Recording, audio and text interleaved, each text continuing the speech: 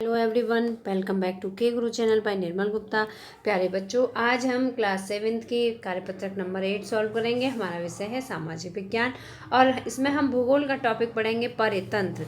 तो बच्चों, आपको एंट्रीज तो आती ही होंगी। अब अच्छे से आपको अपना नाम लिखना है, अपने कक्षा अध्यापक का नाम लिखना है और आपको डेट लिखनी है 19 अक्टूबर 2020। तो स्टार्ट करते हैं बच्चों आज की वर्कशीट। और परितंत्र में हम जानेंगे कुछ टॉपिक पर विचार करते हैं। तो देखिए, पहला है इसमें कैक्टस पौधे की पत्तियां कांटों के रूप में क्यों होती हैं।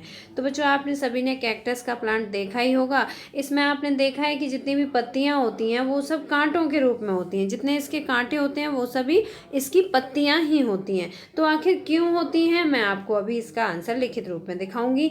ये विचार करने मतलब आपको इन सभी के बारे में सोचना है, समझना है कि आखिर ऐसा क्यों होता है।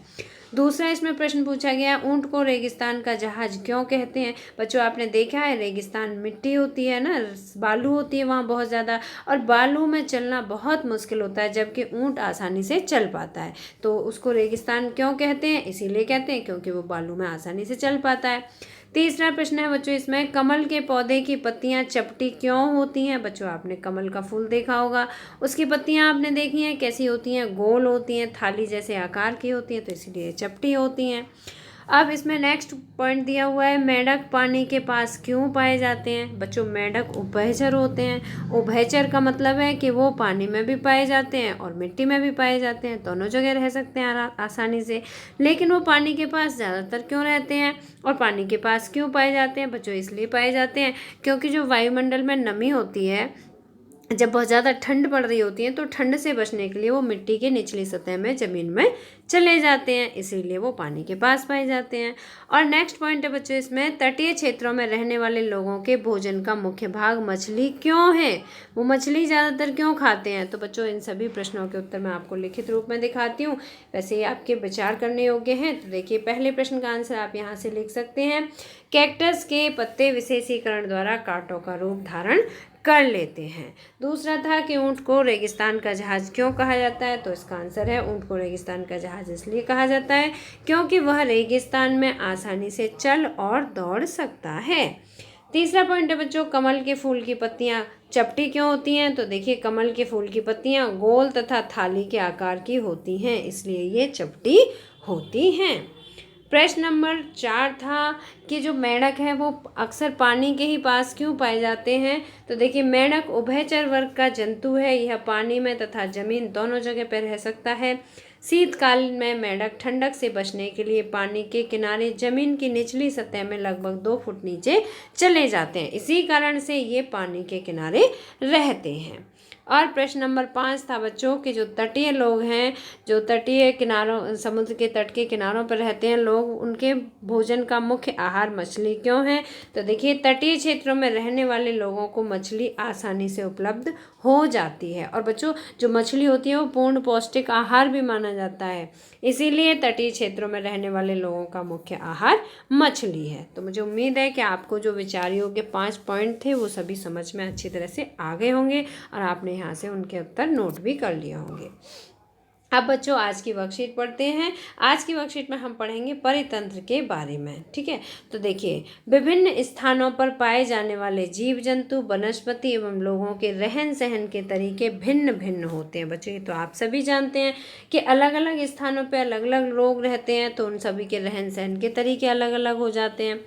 पेड़ पौधे, जीव जंतु, मानव अपने आसपास के पर्यावरण पर आश्रित होते हैं। बच्चों, हम सभी पेड़ पौधों पर आश्रित होते हैं कि नहीं, और सभी जीव जंतुओं पर भी आश्रित होते हैं, एवं मानव अपने आसपास के पर्यावरण पर आश्रित होता है। बच्चों, हम अपने आसपास के पर्यावरण मतलब प्रकृति पर आश्रित होते हैं ना, प्राय वे एक दूसरे पर भी आश्रित होते हैं। इसका मतलब है कि जितने भी जीव जंतु, मनुष्य, पेड़ पौधे हैं वो सभी एक दूसरे पर आश्रित होते हैं।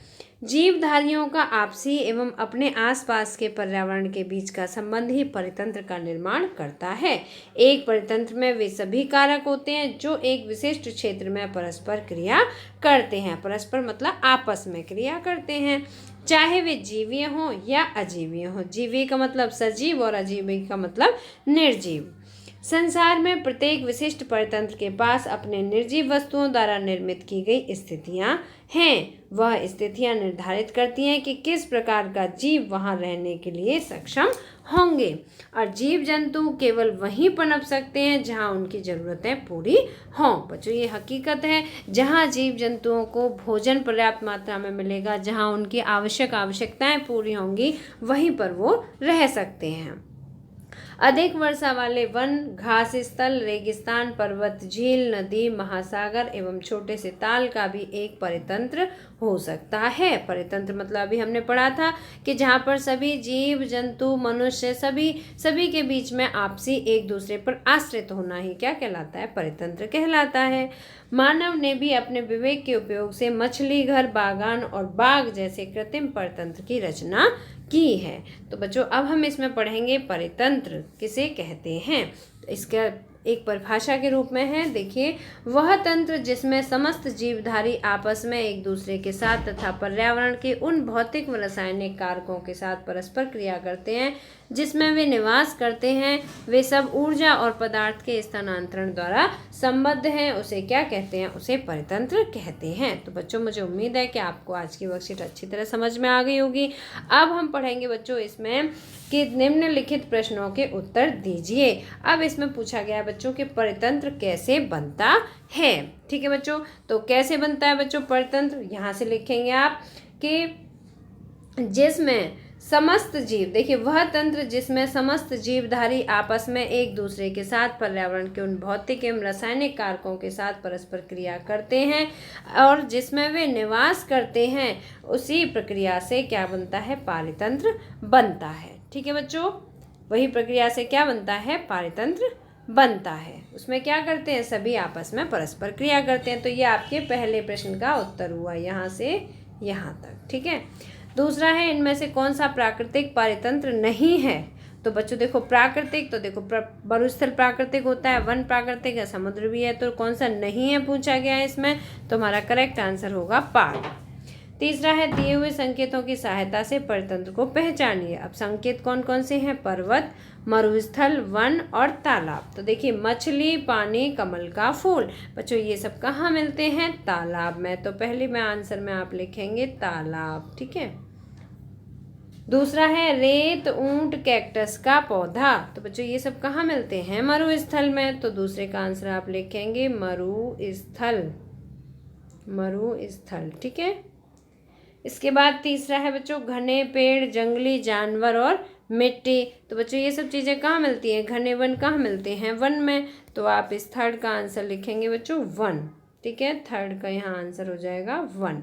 ठीक है, इसके बाद फोर्थ है, शंकुधारी वृक्ष, भेड़, बर्फ। बच्चों, ये सब चीज़ें कहाँ मिलती है? शंकुधारी वृक्ष कहाँ मिलते हैं? पर्वतों पर। ठीक है, तो इसका करेक्ट आंसर यहाँ आप लिखेंगे पर्वत। तो बच्चों, मुझे उम्मीद है कि आपको आज की वर्कशीट अच्छी तरह समझ में आ गई होगी। अगर आपको वीडियो पसंद आया तो लाइक करना, अपने फ्रेंड्स के साथ शेयर करना, और अगर आपने अभी तक हमारे चैनल को सब्सक्राइब नहीं किया तो सब्सक्राइब जरूर करना बच्चों। मिलते हैं फिर इसी तरह की नेक्स्ट एजुकेशनल वीडियो में। Till then bye bye, good luck to all of you.